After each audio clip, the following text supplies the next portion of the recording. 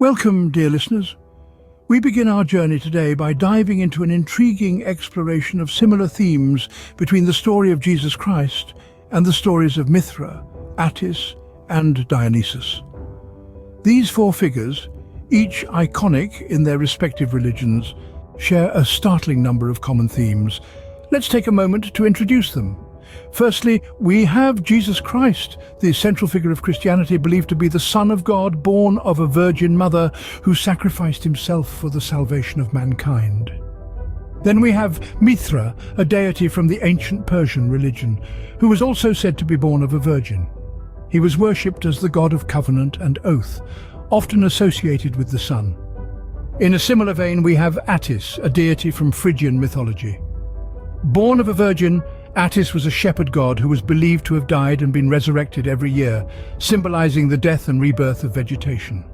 Finally, we have Dionysus, the Greek god of wine, pleasure, and festivity. Like the others, Dionysus was born of a virgin mother and was a divine figure. He was believed to have died and been resurrected, symbolizing the perennial nature of life. These shared themes have sparked intriguing questions. Were these stories mere coincidences? Or could it be possible that the story of Jesus was influenced by these earlier pagan gods? Beyond these specific elements, there are broader motifs shared among these figures. The concept of a divine savior born of a virgin who undergoes suffering, death, and resurrection is a recurring theme across cultures and epochs. This archetype captures the universal human yearning for redemption and renewal. Some might argue that these similarities are purely coincidental, that they arise from the common human experience and the desire to make sense of the world. However, as scholars and seekers of truth, it is our duty to critically examine the evidence and consider alternative explanations. Could these resemblances be the result of cultural diffusion or syncretism, where ideas and beliefs blend as civilizations encounter one another? As we delve deeper, we invite you to ponder over these striking similarities. Could it be mere coincidence, or is there a deeper connection? In order to fully appreciate these parallels, we must first journey back in time to when these religions were prevalent. Imagine a world where the Greco-Roman religions, teeming with a multitude of gods and goddesses, were the norm. This was a time when the deities of Mithras, Attis, and Dionysus were widely worshipped before and during the early Christian era.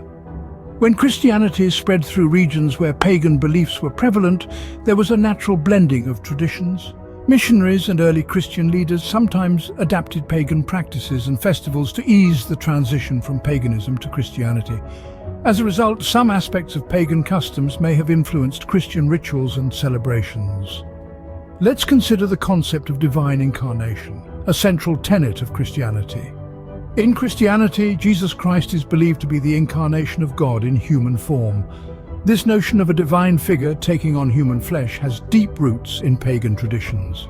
In ancient Greco-Roman religion, for instance, it was not uncommon for gods to assume human forms or interact with mortals. The idea of divinity incarnated in human form transcends the boundaries of religious traditions and speaks to a universal human fascination with the divine entering the material world. We can explore the motif of the death and resurrection of a divine figure. This theme is prominent in Christianity, with the crucifixion and resurrection of Jesus Christ as a central narrative. However, similar themes appear in pagan mythology. The story of the resurrection of the Egyptian god Osiris, the rebirth of the god Attis in Roman mythology, and the resurrection of the god Dionysus in Greek mythology all bear resemblances to the Christian story of Christ's death and resurrection. These parallels prompt us to consider whether the Christian narrative was influenced by earlier pagan traditions or if it reflects broader human archetypes of death and rebirth. Furthermore, the celebration of significant religious holidays in both Christianity and paganism often aligns with natural cycles. Christmas, the Christian celebration of the birth of Jesus, falls close to the winter solstice, a time when many pagan traditions celebrated the rebirth of the sun and the lengthening of daylight hours. Similarly, Easter, which commemorates the resurrection of Christ, coincides with the spring equinox, a period associated with themes of renewal and fertility in pagan traditions. So, what does this mean for our exploration of the parallels between the stories of Mithras, Attis, Dionysus and Jesus Christ. It suggests that these commonalities might not be coincidental, but could be the result of this subconscious influence. After all, religious ideas, just like any other form of culture, are subject to the ebb and flow of influence. Understanding this historical context, we can begin to explore the possibility of cross-cultural influence between these religions. Now let's consider the hypothesis that Christianity might have incorporated elements from these pagan religions. What if the story of Jesus Christ as we know it was influenced by the tales of Mithras, Attis and Dionysus? The theory is not as far-fetched as it might seem at first glance. Picture the early Christians living in the heart of the Greco-Roman world, surrounded by a plethora of religions and belief systems. Among these were the cults of Mithras, Attis and Dionysus, each with their own rich tapestry of myth and ritual. Mithras, a deity of contract and covenant, was celebrated with symbolic experiences and secret rites. Attis, a god of vegetation, was believed to have died and been reborn annually, a cycle that was ritually cleansed through mystical ceremonies. Dionysus, the god of wine, was associated with ecstasy and spiritual transcendence, promising a blissful afterlife to his followers. These fascinating elements, symbolic experiences, rebirth, mystical cleansing and promises of a happy afterlife, have echoes in the Christian tradition. Could it be that the early Christians, consciously or subconsciously, incorporated these elements into their own faith? It's important to note that this doesn't imply a direct copy-paste job. Rather, it suggests a subtle subconscious influence. It's plausible that the themes and motifs they were exposed to, from the stories of Mithras, Attis and Dionysus, seeped into their writings, shaping the story of Jesus Christ as we know it. This influence is a thought-provoking one, offering a fresh perspective on the origins of Christianity. It suggests that Christianity, like all belief systems, did not emerge in a vacuum, but was shaped by the cultural and historical context in which it was born. While this hypothesis is fascinating, it is not without its controversies. And that's what makes it such an intriguing topic of discussion. It invites us to delve deeper, to question, and to explore the complex tapestry of human belief and spirituality. While the similarities between these stories are intriguing, many argue that these parallels are not evidence of direct influence. It's important to recognize that the counter-arguments to the influence hypothesis are as diverse as they are thought-provoking. After all, the human imagination, while vast, does have its limits.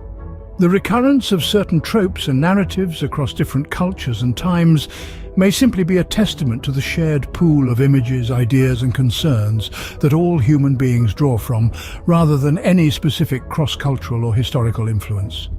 Yet another group of scholars maintains that the similarities may be due to a common source of inspiration rather than direct influence. They suggest that both the stories of Jesus Christ and those of the pagan gods could have been influenced by earlier religious traditions, thus explaining their shared themes and motifs. These counter-arguments remind us of the complexity of historical and religious studies. Understanding the origins and development of religious beliefs and practices is a task fraught with challenges and uncertainties. As we conclude our exploration, we recognize that this topic is far from settled. In our journey through the annals of history, we've examined the intriguing parallels between the stories of Mithras, Attis, Dionysus, and that of Jesus Christ. We've also delved into the complex relationship between early Christianity and the pagan religions of the Greco-Roman world. The influence hypothesis, as we've discussed, presents an interesting perspective. It suggests that Christianity may have triumphed over these ancient religions, not by outright rejection, but by incorporating some of their elements, consciously or subconsciously. This hypothesis focuses on the idea that exposure to these religions might have influenced the subconscious minds of early Christians, and subsequently their writings and teachings. The beauty of this debate lies in its complexity, and the fact that it touches upon the very heart of human experience, our beliefs, our faiths, and our quest for understanding. It's a fascinating discourse that blends history, theology, and sociology.